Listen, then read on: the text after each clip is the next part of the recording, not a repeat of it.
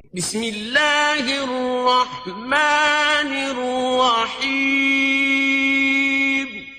اللہ کے نام سے شروع جو نہایت مہربان رحم والا.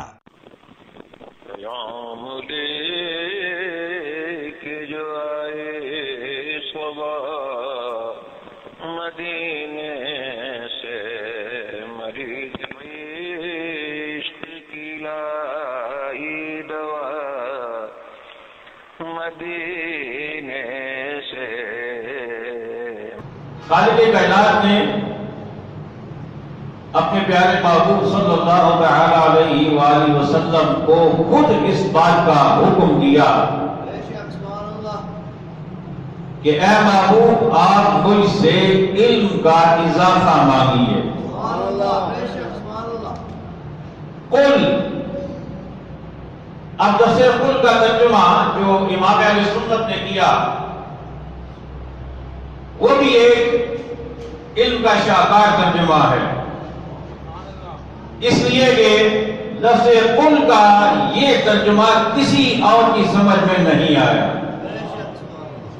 جو امام اہل سنت کی سمجھ میں آیا. جہاں پر رب کائنات نے محبوب سے امت کو کچھ کہلوانا تھا، وہاں پر جب لفظ قل آیا تو اعلیٰ حضرت نے ترجمہ کیا تم فرماؤ. کیا ترجمہ کیا؟ مجھے بولیے تم فرماؤ. اب بظاہر بڑا عجیب سا ہے کہ تم کے مقابلے میں آپ کا لفظ زیادہ عزت والا ہے. یہاں پر زیادہ مرتبے والا لفظ چھوڑ کر کم مرتبے والا لفظ اعلیٰ حضرت نے استعمال فرمایا. آپ نہیں تم، اور آگے کہو نہیں بلکہ فرماؤ. حالانکہ کہو تھوڑا کم درجے والا ہے عزت کے اعتبار سے، اور فرماؤ اوپر کے درجے والا. تو دو لفظ حضرت نے استعمال فرمائے، ایک میں اوپر والا درجہ چھوڑ کر نیچے والا درجہ اختیار کیا، اور دوسرے لفظ میں نیچے والا درجہ چھوڑ کر اوپر والا درجہ اختیار کیا. حالانکہ باقی لوگوں نے جو ترجمہ کیا، کسی نے کہا کہ آپ فرمائیں، کسی نے کہا تم کہو، لیکن اعلیٰ حضرت نے اس سے ہٹ کر ترجمہ کیا، فرمایا کہ تم فرماؤ، یہ ترجمہ کیا. اب وجہ کیا تھی؟ اس لیے کہ یہ جو لفظ قل ہے یہ کس کی جانب سے ہے؟ اللہ کی جانب سے. کس کی جانب سے؟ اللہ کی جانب سے. تو اللہ کا درجہ بڑا ہے یا رسول کا؟ صاحب اللہ کا درجہ بڑا ہے. تو جب اللہ اپنے محبوب سے کچھ کہے گا تو وہاں پر آپ نہیں پھر تم ہی کا لفظ مناسب رہے گا. بات سمجھ آ رہی ہے؟ جب رب، کیونکہ وہ خالق ہے، وہ مالک ہے، وہ رازق ہے، جب وہ اپنے محبوب سے کچھ کہے گا تو وہاں پر پھر وہ آپ نہیں کہے گا بلکہ وہ تم ہی کہے گا، اور یہی مناسب ہے. اس لیے کہ رب کے درجے کو بھی، رب کی عظمت کو بھی سامنے رکھنا ہے، اس کی محبوب کی شان کو بھی سامنے رکھنا ہے. رب کا درجہ بڑا، وہ خالق، مالک، رازق، وہ ساری شانوں کا مالک.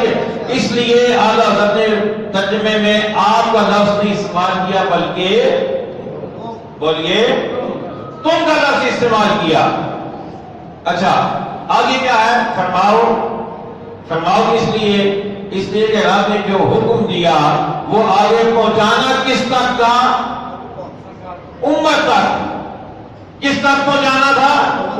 امت تک. تو امت کا درجہ بڑا یا نبی کا؟ نبی کا درجہ بڑا ہے.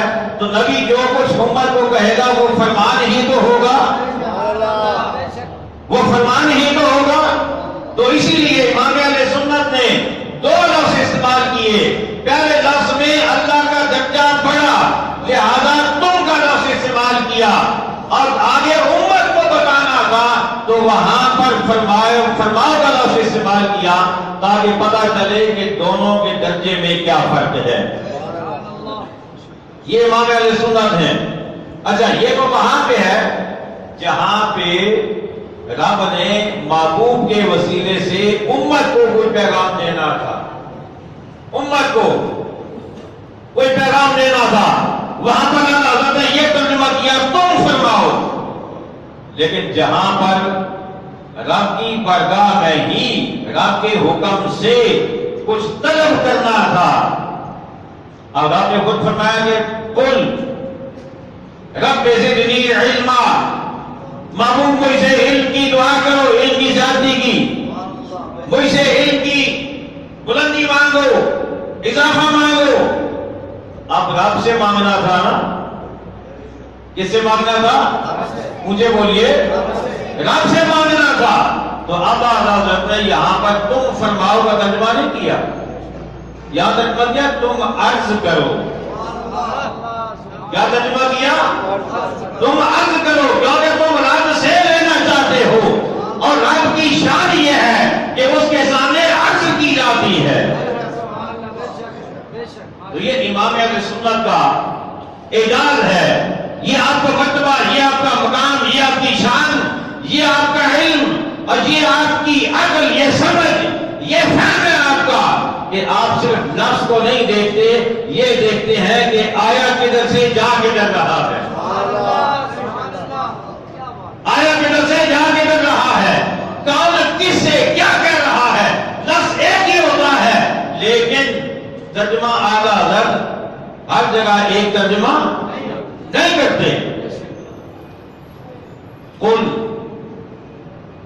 تم عرض کرو، کیا رب زدنی علما، اے میرے رب میرے علم میں اضافہ فرما، میرے علم میں اضافہ فرما۔ اچھا اب یہ دیکھیے کہ رب محبوب سے کہہ رہا ہے محبوب مجھ سے مانگ، مجھ سے طلب کرو، مجھ سے مانگو، اور مانگو کیا؟ علم۔ اگر کائنات میں علم سے بڑھ کر کوئی اور چیز ہوتی تو رب محبوب سے وہ مانگنے کا مطالبہ کرتا، رب محبوب کو وہ مانگنے کا حکم دیتا، لیکن اور کچھ بھی رب نے مانگنے کا حکم نہیں دیا، علم کا کہا۔ تو پتہ یہ چلتا ہے کہ کائنات میں اگر سب سے بڑا کوئی خزانہ ہے تو وہ کیا ہے؟ وہ کیا ہے؟ مجھے بولیے، علم کا خزانہ ہے، اور یہ اتنا بڑا خزانہ ہے، یہ اتنا بڑا خزانہ ہے کہ اس کی مثال کائنات میں اور کوئی نہیں ہے۔